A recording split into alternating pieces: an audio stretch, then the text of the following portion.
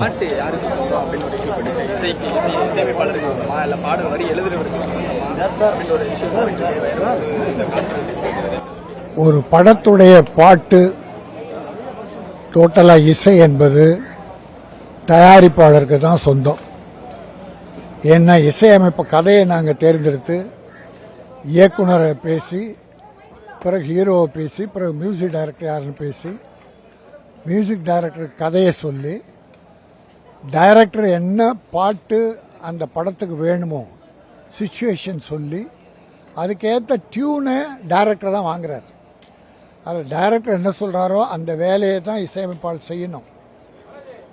இசையமைப்பாளர் தன் இஷ்டத்துக்கு எதுவுமே பண்ண முடியாது. 10 டியூன் வாங்குவோம், சில நேரம்லாம் 25 டியூன் கூட போயிருக்காங்க. ஆகவே இப்போ வேலை செய்கிறாங்க. இப்போது ஒரு கட்டடம் கட்டும்போது கொத்தனாரை நாங்கள் வைக்கிறோம். அந்த கொத்தனார் கட்டடம் கட்டுறா, டெய்லி கூலி கொடுத்துட்றோம். அன்னன்னைக்கு செய்கிற வேலைக்கு நாங்கள் கூலி கொடுக்குறோம்.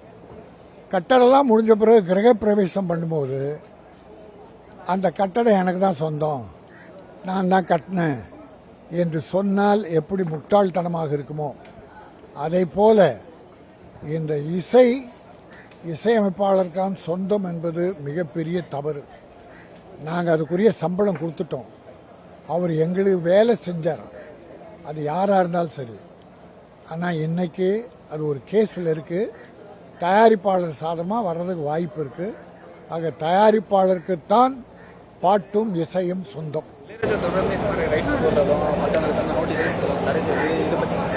தேவையில்லாமல் பேராசையின் காரணமாக ஒரு பெரிய இசைஞானி, அதில் எந்த சந்தேகமும் இல்லை.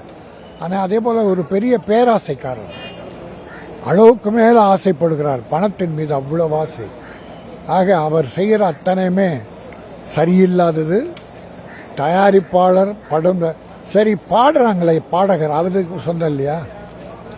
மியூசிக் வாசிக்கிறாங்களே சைடிஷ், அவங்களுக்கு சொந்தம் இல்லையா?